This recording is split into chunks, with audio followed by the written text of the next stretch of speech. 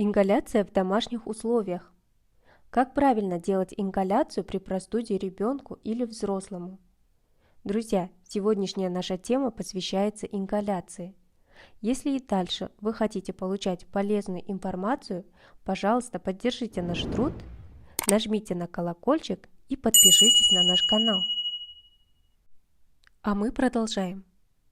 Ингаляция картошкой – это одно из самых древних и эффективных процедур против сухого, мокрого и многих других видов кашля.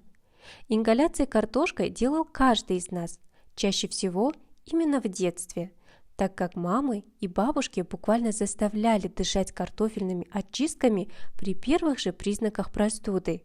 Сейчас же ингаляции картошкой не менее популярны, однако не все знают, как правильно их делать в домашних условиях. Это и многое другое вы узнаете в нашей статье. Если вы спросите, в чем польза картофельных ингаляций, то ответ будет однозначным. Дело в том, что теплый картофельный пар помогает разжидить мокроты и быстрее вывести их из организма, а также он помогает снять воспаление гланд. Не только при кашле можно проводить ингаляции картошкой, так как они отлично помогают и при насморке, и при бронхите, и при ангине. Но есть одно предостережение. Проводить ингаляции можно только при простуде без температуры, иначе вы можете только усугубить ситуацию. Также делать картофельные ингаляции можно даже детям и при беременности. Теплый пар не сможет нанести ущерба организму. Только не забывайте следить за температурой картофельного пара. Он не должен быть слишком горячим, так как есть возможность обжечь дыхательные пути. Вот основные противопоказания для проведения картофельных ингаляций в домашних условиях. Нельзя принимать ингаляции картофелем к маленьким детям, так как это может вызвать затруднение дыхания из-за разбухания слизи в горле. Нельзя проводить ингаляции при повышенной температуре тела. Кровотечение из носа тоже является противопоказанием. При воспалении легких тоже нельзя проводить ингаляции.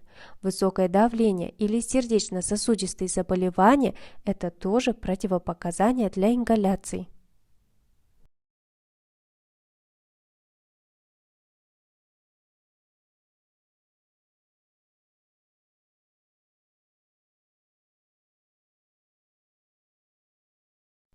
Существует два способа делать ингаляции картофелем. Вы можете очистить картофель от кожуры и использовать ее в качестве ингредиента для отвара. А можете отварить картошку целиком, как вам больше нравится. Способы их приготовления совершенно одинаковые. Тем не менее, давайте рассмотрим их по отдельности. Картофель в мундире. Чтобы приготовить картофель в мундире для ингаляции, необходимо отобрать клубни среднего размера, тщательно их вымыть и уложить в кастрюлю, залив водой полностью. Теперь вам остается только дождаться, пока вода закипит. Варить картофель в мундире для ингаляции следует только на медленном огне, после чего следует установить кастрюлю на стол, накрыть голову полотенцем и осторожно выдыхать картофельный пар. Кожура картофеля.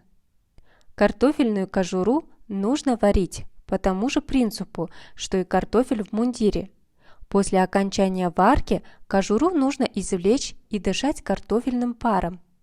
Можете добавить в отвар немного соды, чтобы сделать ее более эффективным. После проведения ингаляции около часа не рекомендуется говорить, выполнять физическую работу и вообще передвигаться.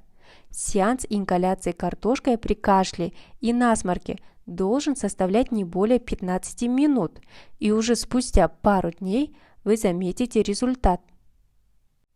Друзья, не болейте и будьте здоровы! А мы, в свою очередь, будем стараться собирать для вас только самую полезную информацию.